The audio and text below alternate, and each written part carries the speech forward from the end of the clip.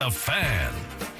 Hello and welcome everybody into the Skraby Show for June 12th, 2024. It's been a while since I've done a Skraby Show, but we got some good things to talk about tonight. Thankfully, the Padres have finally swept a series, which means that we don't have to talk about them losing today and talking about when are they going to sweep a series. They did that today against the A's, and before you say, well, it was against the A's, I don't care. This is a big sweep for the Padres. They absolutely needed this. They needed to kind of find themselves again before they went back out on the road, and they're going to New York to face the Mets here.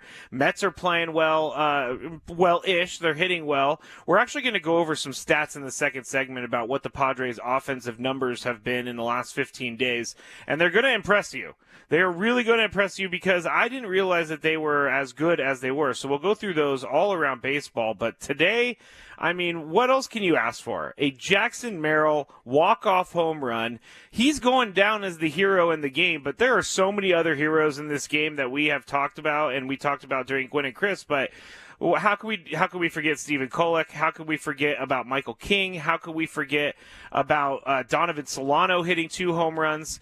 And Jackson Merrill, to me, this is what the Padres like about him, or I'm even going to say it, what the Padres love about Jackson Merrill, because he's a gamer. And this tells you why they did not include him in trade packages leading up to this season. They knew one day that this was a guy that they wanted to hold on to, and this was a guy that they knew was going to at least give them something to talk about throughout this year, and he has done that and more. I mean, I don't really know where this team is without Jackson Merrill, and that's a crazy thing to say for a guy who didn't play center field coming into the year, didn't play ever in his life. He's playing a great center field. He's also hitting a lot better. He's hitting great on the road. And there's moments where you see him with some power, and there's moments where you see what he's capable of doing. And this guy is 21 years old. I think he's 21 years and 54 days old. Sarah Langs tweeted earlier that at 21 years and 54 days old, Jackson Merrill is the youngest player with a multi-home run game, including a walk-off home run of all time. So that's pretty incredible. Jackson Merrill is already doing things that, we didn't necessarily think he was going to do heading into the season. Did we think that Jackson Merrill's at bat on June 12th against the A's was going to make or break the week? No, we didn't, but it could have made or broke the week, and Jackson Merrill came through with a little Petco porch home run, setting records while he's doing it by being the youngest to have a multi-home run game, and walking it off is the second home run. I'm going to have to get used to saying that stat because it's a mouthful. But I got to tell you, I was watching the game earlier, and when they took out Michael King, I went into my notes and I just started writing. And I was kind of angry about the fact that Mike Shildt took out Michael King from the game. And I know I'm looking online and everything is fine now, and I'm not mad at Mike Shildt anymore because they won the game. He made the right decisions. You may not think that with Wandy Peralta, but Wandy Peralta aside, Michael King was throwing. He continues to throw better games. Like I keep saying, he keeps looking better, and it's true because today, 98 pitches. He had to throw a lot of pitches, but that's because he struck out 12 guys, and I think he even struck out 10 guys through the first 4 innings, which tied a record for the Padres organization. And this year, a couple times, I have been left wondering why Mike Shildt makes the pitching decisions he does. And today was one of those things. Before the win, I was thinking today was one of those things because I wanted to see him roll with Michael King at least one more batter. Michael King goes out there for the 6th inning. He lets the first 2 guys on base, and there were no outs, which I understand why Mike Shildt would want to replace Michael King, make sure that none of those runners scored, make sure that this game is still right there for the Padres. So I get that, but when we've seen pitchers go well this year and pitch well this year, we've also seen Mike Shildt stick with these guys. So the the decision to take Michael King out of the game while he was doing what he was doing and striking out everyone and getting everybody out, that was what I was questioning. Because why not just let the guy who's been doing it all game long continue to do it? But they bring in Wandy Peralta, and I gotta say, I asked Chris this: does he get the sinking feeling that Wandy Peralta is coming in the game? And we shouldn't get that sinking feeling because Wandy Peralta is a ground ball machine. I think Adam and I were talking earlier, and he has he's yielding like 52% of ground balls, which was the 84th percentile of baseball. So obviously Mike Shildt is playing for that double play, and Wandy Peralta has gotten that double play before. But things went, he did get the ground balls. They just found the holes in the infield, and it put the game into a different gear for the A's. And also, the A's are not one of those teams, I think, that are pushovers. They're not a team, I think, where they come to town and you think this is going to be an easy 3-game win.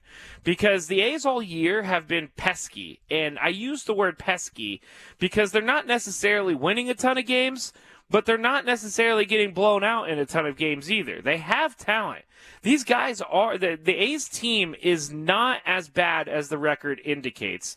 And I would say even further that the A's team is as bad as it is because their owner has zero money put behind it. And you have to give credit to the A's for coming in and playing some competitive games. But the last two nights, back-to-back walk-offs for the Padres, Kyle Higashioka hitting the home run last night, you have to feel like this team is getting into that gear. And I know that I sound like every other week I have a new feeling about this team, but that's just the baseball season. I know Mike Shildt doesn't want to call it that, but it is a roller coaster. A baseball season is absolutely a roller coaster, and right now we are heading up the slope onto the top of the roller coaster, and when we head down, that's hopefully some more wins. I don't want to keep going up on the roller coaster. I'm afraid of heights, but it's something that you have to take note in this baseball team.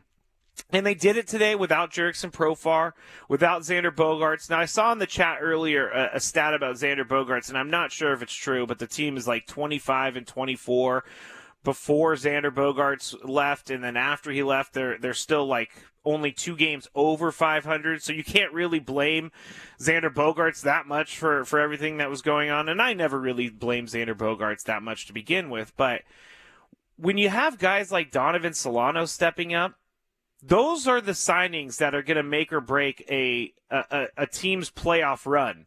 Because last year, I feel like A.J. Preller really learned from his mistakes and learned that he had a bench, but the bench was just too young. There was no experience on the bench for the Padres last year.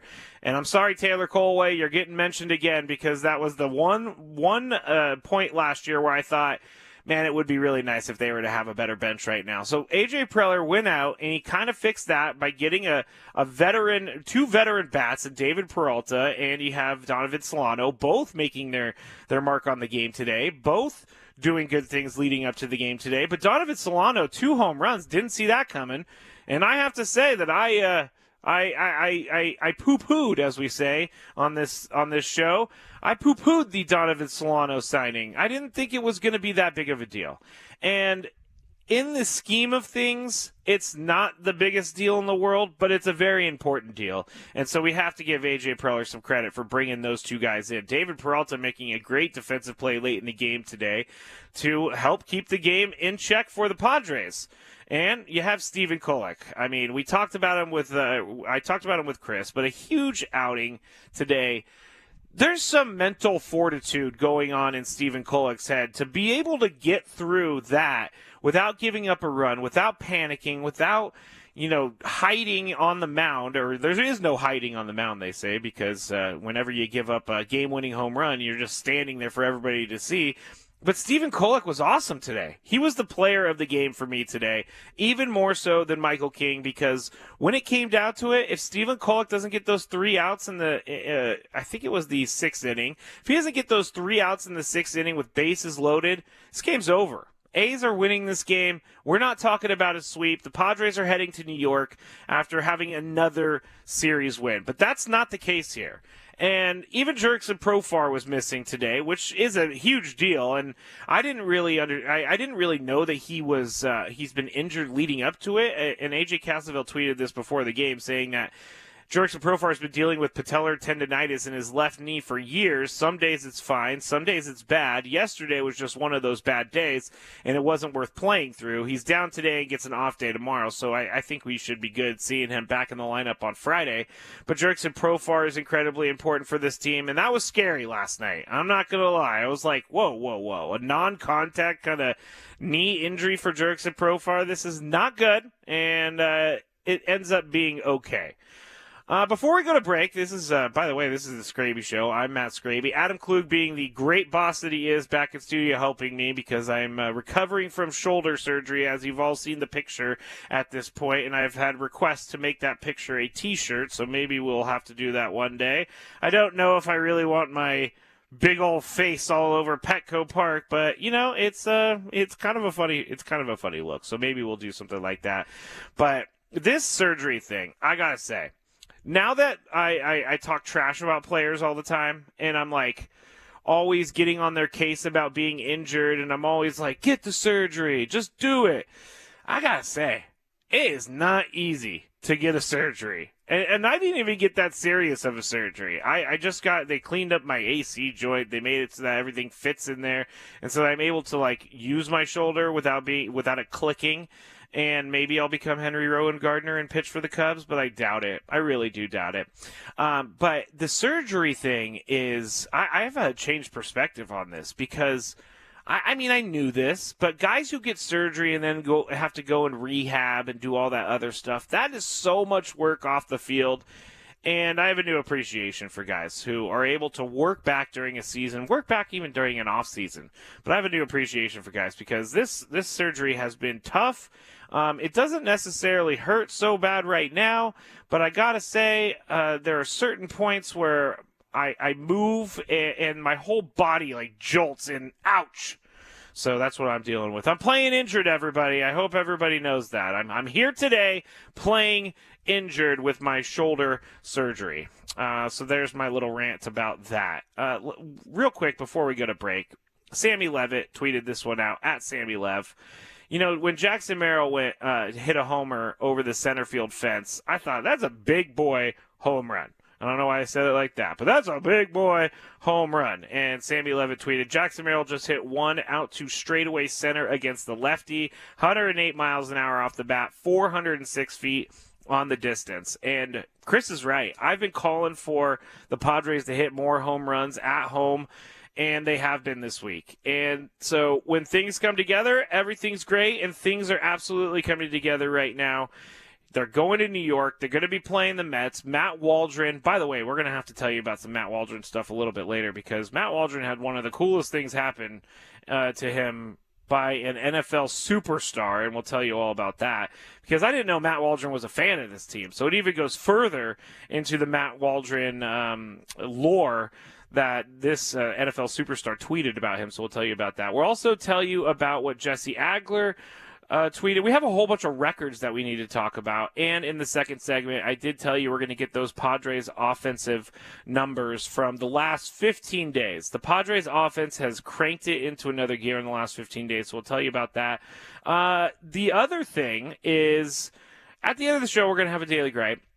We're going to be talking about this Cincinnati Reds fan that got tased last night, and Netflix has announced something that I think is absolutely brilliant, and we will tell you about that. But first, some more Padres talk.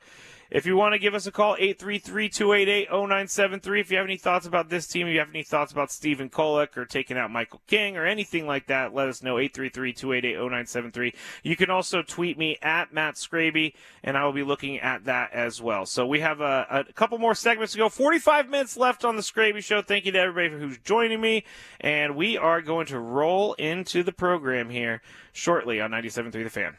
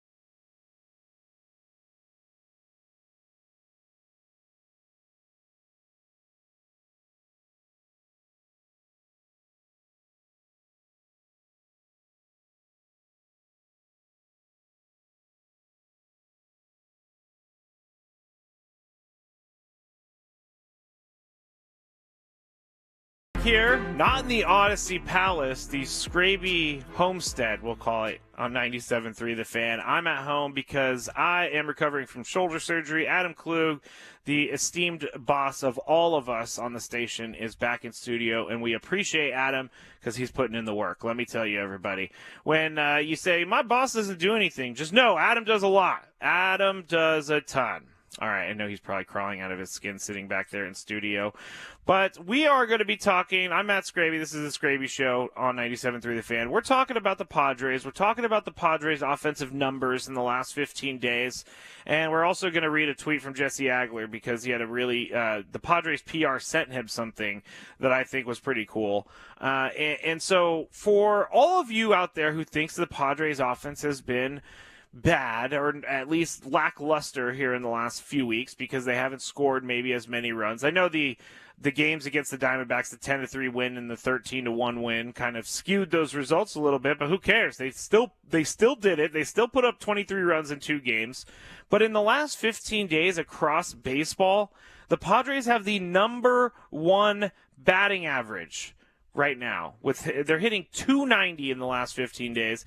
Strangely enough, the Mets in second place with 283, which is where the Padres are going for Friday night's game with Matt Waldren pitching. But so they're number 1 in batting average, 290. They're number 2 in on-base percentage. They're number 3 in slugging. They're number 3 in OPS with 837. They're number 3 in RBIs, and they have a 4-way tie for second in homers with 20. So right now, the Padres offense is looking amazing. It's looking really good, and it's looking nothing like we saw a month ago. This Padres offense has been hitting at home, it's been hitting on the road, and it's been doing things that we've been asking for it to do all season long. And finally, we're getting some sort of consistency here. And if you're just joining me and you're saying, well, wait a second, all they did was play the A's. I'm not allowing that to be an excuse because the A's are still a Major League Baseball team, and as I said earlier, the A's are a pesky baseball team, and it's not easy to beat pesky baseball teams. The A's kind of have that. I was talking to a friend who's a huge fan of the A's, and the A's team kind of has that sort of feel of us against the world because really, it is them against the world. Their owner doesn't even support them. And so it's them trying to make themselves look a lot better than what they should be looking like right now. They should be a 15-20 win team, but they're not. They're actually, let me see, I just had it here earlier, and I think they're like a 22 win team, but they could have easily 26 wins. That's a lot of wins for the A's, I gotta say. So the A's are not an easy team. Now the Padres, on the other hand, at home, we've been talking about it for weeks, that they need to play better at home. They need to win games at home. They need to hit at home, and now they're 18-21 at home, and they're 37-35. They're hitting. So all of these things that we've been asking for the past couple weeks, month or so, is starting to come to fruition. And all of these different aspects of the game that we were talking about yesterday that need to come together, offense, defense, and pitching, starting to come together on a more consistent basis. And the Padres are looking like that team that we thought they were going to look like coming into the season. And I know that I'm maybe living a little bit too much off of this series sweep of the Oakland A's, but hey, that's the first time the Padres have done this all year. So as long as you keep marking these little moments off as you go along the season, I'm fine with it. I'm good with what's going on. And again, it's a roller coaster, these baseball seasons. We're going to go up, we're going to go down, but right now we're on a good part of the roller coaster. And Jesse Agler tweeted this. How about this, courtesy of Padres PR? Before today, the Padres had only won 2 straight games on walk-off homers just once before. April 13th and 14th, 1986 versus the Reds and versus the Dodgers. Marvell Wynn had the walk-off homer versus the Reds. And get this, Bruce Bochy had the walk-off homer against the Dodgers. So that's how rare what we just saw in the last 2 nights or 2 games, that's how rare this is for the Padres. It's only the second time in team history that this has happened. And if you missed it, Padres, Jackson Merrill also set some records today. He's the youngest, at 21 years and 54 days old, the youngest player of all time with a multi-home run game, including a walk-off home run of all time. Again, I have to say of all time because baseball goes back into like the 1860s and 70s. So when you're doing stuff like that, you're progressing as a team. Jackson Merrill's progressing as a player, and I'm excited to see what Jackson Merrill's going to do for the rest of the season. I just didn't expect him to be where he's at right now. And he's a hero. Donovan Solano's a hero. This team is... I was worried about this team a few weeks ago because there were some injuries that were happening. It didn't seem like Fernando was ever going to get going. Some of the pitching woes were happening at the time. But I got to give the guys credit in this clubhouse because they stuck to their guns and they are still doing the things that they wanted to do coming into the year. This is without Joe Musgrove, too. This is without Yu Darvish, too. That means that guys like Randy Vasquez have to step up. Randy Vasquez did step up. And today, Michael King stepped up. So Yu Darvish may be back here shortly, which will be good for the Padres. Obviously, they want their number one pitcher back in the rotation. But when you have these guys stepping up, and when you have these guys, I guess, doing what they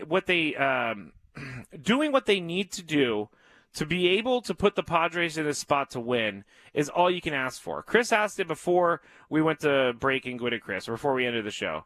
But isn't this trade now looking a lot different for Juan Soto? The Yankees, I almost said the Padres, the Yankees got Trent Grisham and Juan Soto. And the Padres got Randy Vasquez, Johnny Brito, Michael King, Drew Thorpe, who did make his debut, but he was also turned into Dylan Cease.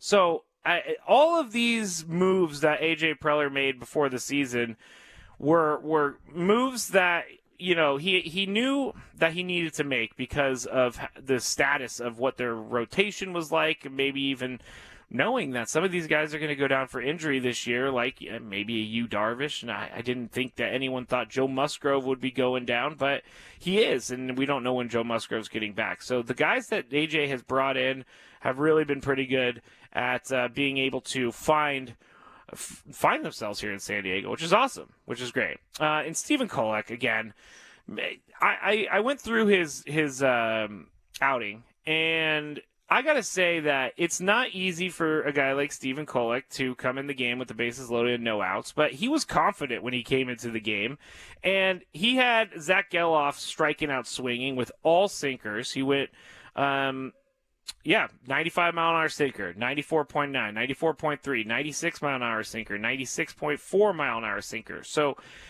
Kolek was doing his Kolek things, which I don't think I've ever said before, actually, that have said Kolek was doing his Kolek things. But here's what I learned in the last couple weeks. He's a Rule 5 draft guy, meaning he cannot be sent down to the minor leagues. He has to stay on the team throughout the season. And if he's going to have to stay on the team throughout the season, or they have to send him back to Seattle, that's how the Rule 5 draft thing goes. If they want to get him off the team, he has to go back to Seattle.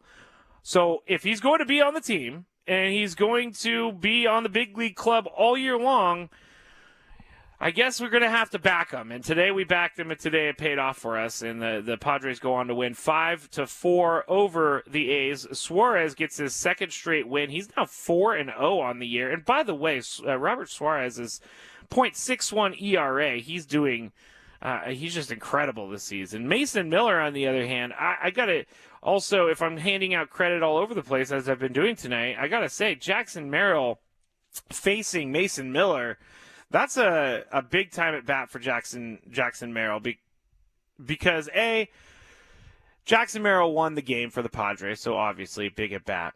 B, he also put a hurting on my fantasy team, and I don't really care about it. I got Mason Miller on my pitching staff. He's been, and this is why I'm saying this, is because I've watched Mason Miller all year. He's been incredible all year long. He hasn't made many mistakes all year. He just blows hitters away with fastballs, going 103. Jackson Merrill, he said it to Sammy Lev after, and maybe we'll have to play that Jackson Merrill interview with Sammy Lev before we get out of here. But Jackson Merrill said it to Sammy Lev that he was just looking for the one that wasn't as fast as the fastball. So he got what he wanted. He got that slider. He got that slider in the lefty kind of sweet spot, took it over to the Petco porch, or took it over the fence of the Petco porch, and walked it off. And his first walk-off in his career. So we have a lot to be excited about, and I know that the fans are excited. I need to go check the chat. I haven't done this. I'm a little out of my sorts here. I'm a little out of my sorts here at home. It's kind of weird being here at home, but I'm going through some of the chats. Maybe I go to break and then I'll get some of the chats. Okay, here's a negative one. I mean, this is from Annabelle. I mean, they could have also very easily been swept by the A's, so it's okay to be happy today. See, those are the comments that I can't stand for right now, Annabelle. Can't stand for those comments because the Padres won this series. And we're not going to do they could have very easily been swept by the A's because it didn't happen. Diesel says this is where our streak begins. I kind of feel that, Diesel. I even said it to, on the Skraby Show Discord this morning. I made a bold prediction, and I said I believe that this is the day the Padres are going to get the sweep of the series. And it was met with some, why are you jinxing us? But it happened, and so I spoke it into existence. I'm just picking on Annabelle because sometimes what she says on the chat ends up going in reverse, and so it's like a hex of sorts. But I know that there are a lot of people out there that do feel like you, Annabelle, that think, Skraby, get over it, dude. It's just the A's. Like, it's not that big of a deal that they swept the A's. I disagree. It is a big deal. All right, Sammy Lev, after the game, talked to the hero of the game, Jackson Merrill. Here's his post-game interview. Jackson, you were facing the hardest thrower in all of baseball. How were you able to get such a good swing on that pitch? I mean, if it's not a fastball, it's going to be slow. So you got to just get the head out and then you adjust if it's an off-speed pitch, and he gave me an off-speed pitch. Another great crowd here at Petco Park. You walk it off, your emotions rounding those bases. Yeah, I mean, it's just joy. We come here and we play hard every day, and we've kind of let the fans down at the beginning of the season, so it feels good to leave here with a sweep and go on the road and keep winning. You said it, first sweep of the season for this team. What does it say about this group that you guys were able to come back the way you have the last couple of days? I mean, that's all we care about is winning. So we don't care about anything else but winning. We're going to fight as long as we possibly can. We're there in the end every day. And, we showed up big time. Donnie had a hell of a day with 2 homers. He really kept us in that game, and then I kind of came up and did my job. But, tomorrow's going to be someone else's day too. It's not one person's day every day. We're a team. Jackson, congratulations on an awesome ending. What a moment. Thanks so much. Thank you. And then Sam promptly ran back up to the top of the Western Metal Supply building, and it was funny. I saw a tweet out there saying, I've seen the run now. I've seen Sam with tripod, with phone, running to the top of the Western Metal building. And if you ever want to see a hilarious YouTube video, I don't want to say laugh at Sammy Lev, but just tune in after he has to interview someone. The Padres win at home. Tune in to the YouTube postgame show because he will be out of breath. And believe me, I've done it too. I've only done it once, and it was maybe one of the most stressful things I've done in my radio career, and Sammy Levitt does it all the time. But Jackson Merrill right there after a big win for the Padres, and I like he keeps things simple. He's not a 21-year-old. I don't know why I couldn't have been as mature at the age of 21. I was nowhere near this mature, and he's kind of had to grow up a little bit faster being in the public spotlight as much as he is, but he's embracing it. And I heard, I can't remember which game it was, but I heard one of the broadcasters either on radio or TV, because I was listening to both of them recently, but the Jackson Merrill just wants to get better. He doesn't want to just get to a point where he's pretty good. He wants to be great, and he keeps striving to be great. And you can see that in the way that he plays. You can see that because he is continuing to get better at center field, and he's also continuing to hit better. And he's also developing a little bit more power. And I think as Jackson Merrill grows up a little bit, and it's kind of crazy for me to say, but I am 18 years older than him, which is also kind of crazy for me to say. But as he gets older, he's going to hit for more power. It's going to translate, and I'm really excited about it, and I'm happy that Jackson Merrill was able to stick with the team, because I know that there are some people out there that were angry that they got rid of James Wood, who's now with the Nationals, angry that they got rid of Mackenzie Gore. But right now I think things are working out for the best, and I think that these are the times. Sorry, I just read something and then completely forgot what I was saying. Dan said, Merrill, Padres center fielder, next 15 years. Gonzo said he's going to get some man meat. I know what you mean, muscle.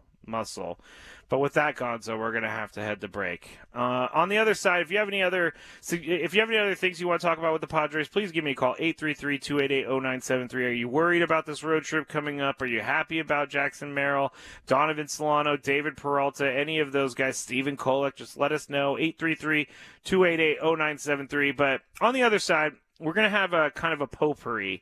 We're going to have something that Netflix has announced, and it's a sports. It's going to break. I think it's going to break the internet when it happens. So we'll talk about that. We'll also talk about the Cincinnati Reds fan who got tased, and Matt Waldren got a pretty cool present on Twitter today, and we'll tell you all about that when we get back here on the Skraby Show on 97.3 The Fan.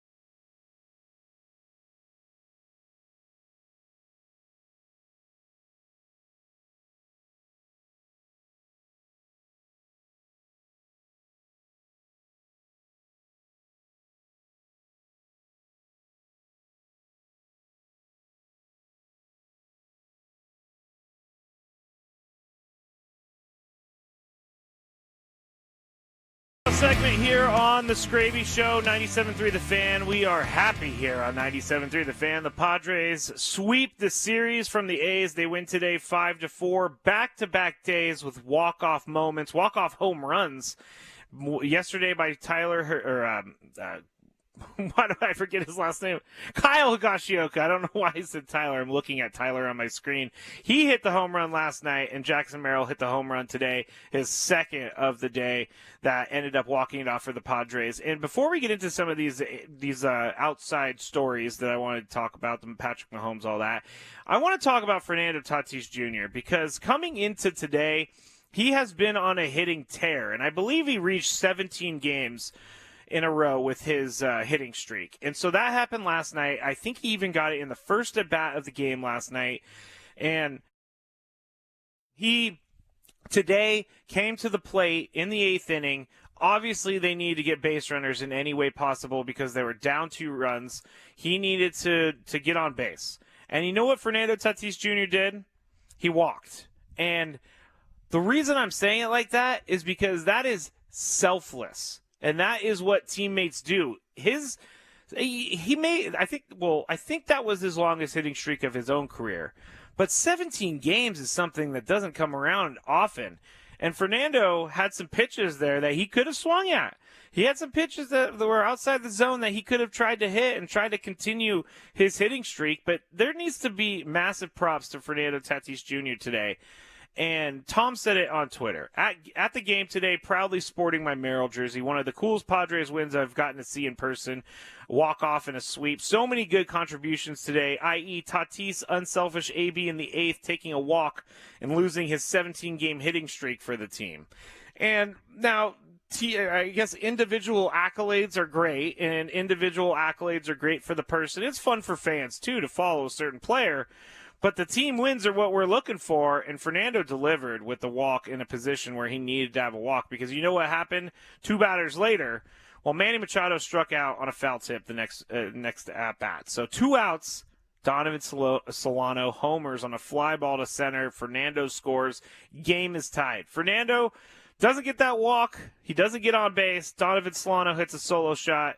They're still losing this game 4-3. And they didn't. And Fernando Tatis Jr. deserves some major credit for that, for going up there and getting the walk. Let's see. He took a ball to start the at-bat.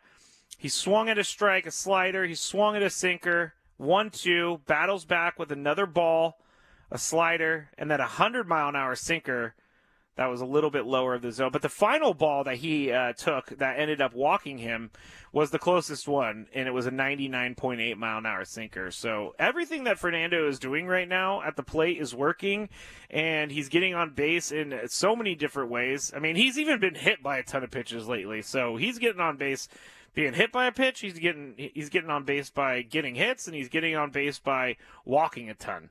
So Fernando, big part of that today. And like Tom said in the tweet, there are a lot of people that we should be talking about today as heroes for the Padres, and not just one person, not just Jackson Merrill. There's many, but Jackson Merrill is pretty fun. All right, let's get into this Matt Waldren thing real quick, because Matt Waldren, as you know, knuckleballer, didn't really want to be known as a knuckleballer, but I didn't know this. I did know this part. I didn't know the second part of this. He's an Omaha, Nebraska native, and he's also a Chiefs fan. Which, sorry, Matt Waldron, I can't get behind the Chiefs fandom. But he was in the stands, actually. He's such a big Chiefs fan. He was in the regular season Bills game this year when Travis Kelce threw that lateral and Kadarius Toney was offsides. And this is from AJ Cassavell, by the way. And Mahomes, Patrick Mahomes today dropped a tweet, and it said this, because someone posted him trying to throw a football like a baseball. And you have to go to Patrick Mahomes' Twitter to kind of see all this happen. It's at Patrick Mahomes. But then Patrick Mahomes tweeted, "I'm trying to learn the knuckleball the Waldren dude from the Padres throws." And the video, Adam has it on the stream right now. I got to say, it's a pretty good interpretation of what's going on with Matt Waldren's swing. There's other ones out there, too. If you look on Patrick Mahomes' Twitter, if you just go down his page a little bit, you'll see that he has one for Nestor Cortez where he's like, Nestor Cortez is kicking his leg out all crazy all the time. But Patrick Mahomes had a good old time. Matt Waldren was the first one that he mentioned that I saw. And I guess AJ Cassavell or the reporters went and asked Matt Waldren about it. And he said, it's kind of crazy. Like I'm living in a different universe is what Matt Waldron said, which when Patrick Mahomes tweets about you, you are living in a different universe. Patrick Mahomes is one of the most famous people, famous athletes on the planet. He knows who you are, Matt Waldron. I think that's pretty cool.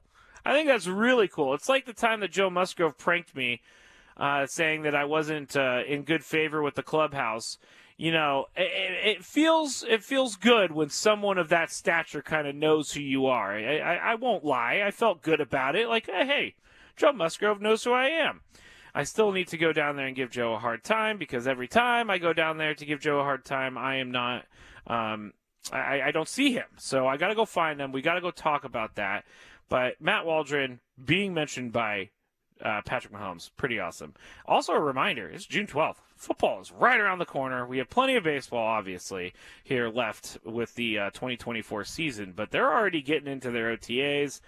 New York Jets media is already like going crazy on Aaron Rodgers right now for not showing up to mandatory minicamp or whatever. I think they even published a cover of him being invisible. Like all it was just his uniform. There was no Aaron Rodgers in his uniform, which was kind of funny, but that's something for another day. Now, the next thing that I wanted to get into was yesterday we talked about Joey Chestnut being banned from the Nathan's hot dog eating contest, and it's a travesty. Let me tell you. Number one, I think the Nathan's hot dog eating contest is making a massive mistake by banning him, and I don't know the whole rules behind it. Maybe Nathan's themselves has a contract that says you can't have an athlete who is represented by another hot dog company. You can't have him be in it or whatever, but you got to have Joey Chestnut in it. They didn't allow it, so Netflix did what I think Netflix should do. Netflix went out, and they have now a Chestnut versus Kobayashi unfinished beef hot dog eating competition, which is going to air live on Netflix Monday, September 2nd. What'd you say, Adam? Unfinished beef. And it's true it's unfinished beef because Kobayashi's been banned from the hot dog. Listen to me, I'm getting more excited about the hot dog competition than I did about the Padres game today. But the hot dog competition, for years, everybody's been complaining about it. Joey Chestnut always wins. No one can ever challenge him. Kobayashi was the only guy who would ever do anything to challenge Joey Chestnut. And they're going to do it live on Netflix on September 2nd. Chestnut versus Kobayashi, unfinished beef. I love the name. It feels like they put this together in about 5 minutes, which they absolutely needed to do because this is a brilliant idea from Netflix. This is where they should live, though. I don't need any more live sports. I don't need these Christmas NFL games. If you could bring me cool little things like this, Chestnut versus Kobayashi, Netflix, you got me watching. I may not watch this live, but let's be honest, I probably am going to watch it live. Come on. It's going to be awesome. It's going to be hilarious. It's going to be great. It's going to be all of the above. All right. Last thing before we head into the Daily Gripe. And Cincinnati Reds fan, I never understand these people that jump onto the field when this guy's not even streaking or anything like that. He just jumped on the field, and the Cincinnati police had to chase him. So Adam's got it going on the screen right now. He actually stops in left center, does a standing backflip, which is incredible because I don't know many people that could do it. But one of the greatest pictures that came out of this was the police officer trying to get him under control, tased the dude. Like, you see the guy do a backflip, then you see the officer pull his taser, then you see the guy go down. And you can find this video anywhere. But the Cincinnati Reds fan who did this, and his name is William Hendon. He's a 19-year-old student at Ohio State University. He ran on the field, as we just talked about, but he showed up to court this morning in his Reds jersey that he was wearing when he was arrested last night. And there's a picture of this on the Cincinnati Enquirer of him showing up. I believe he was probably intoxicated when he did this. And so he looks in the picture like he has had a rough night in the slammer, as they call it. But he also took it a little bit further. The municipal court judge, William Mallory, said, "Everybody thinks you landed that bat flip." Hendon replied, "I'm pretty sure I did." Which he did. He absolutely did. So I don't know about talking back to a judge or like being cool or thinking you're cool for doing this, but the picture of the police officer who tased him, he looks so serious, and it's so hilarious that this dude got tased. They actually let him out of all of the stuff that he was facing. Like they're not going to put him in jail. They're not going to fine him a bunch of money. So he gets out of this, but come on, people. Do not. There he is. Adam has it on the screen. He looks like he's been through a rough night in jail, I got to say. But he's 19. He's got a whole life ahead of him. He's probably going to talk about this as if it was the greatest thing until he has to get a job. And then people are going to look online and see that he was this guy, and then they're not going to give him a job. That's how that goes. All right. We are running out of time, so we need to get to this. What's annoying Skraby today? Let's find out. It's time for the Daily Gripe. For the Daily Gripe, tune in every Thursday, so tomorrow morning at 10 a.m. for 97.3 The Fans commercial-free Padres Roundtable featuring Bennett Woods, Annie and Elston, and Chris Ello tomorrow, presented by San Diego Roundtable Pizza. For takeout or delivery, go to roundtablepizza.com. Roundtable, the last honest pizza. So 10 a.m. tomorrow, don't miss it. Daily Gripe for today has to do with my surgery on my shoulder, and it's a simple one. I'm getting old, people. And I know that there's people out there thinking, you're 39, that's not old. And it's not. It's not old. You're right. It's not old at all. But I am feeling like I'm 79 at this moment in time in life. And I'm feeling, I guess I'm like starting to realize my own mortality here. And I'm not Chris's age, 172. I'm not that. But I'm feeling old, and that's my gripe, is that I'm getting older. I'm sorry, that's all I got. But my shoulder hurts all the time now. My back, I woke up this morning, it was tight. Things weren't going my way. So I just felt like it was time to make the Daily Gripe this. And it's my age. All right, thank you so much, everybody, for listening. I will be back on tomorrow. We have a full 3-hour show before the Roundtable replay. Or actually, the schedule's a little bit different tomorrow. We'll get back to you on that. But we are going to have the Roundtable tomorrow in the afternoon. Know that. And I will be with you tomorrow afternoon. Thanks, everybody, for listening. Thanks, Adam Clute, for running the board. Have a good night.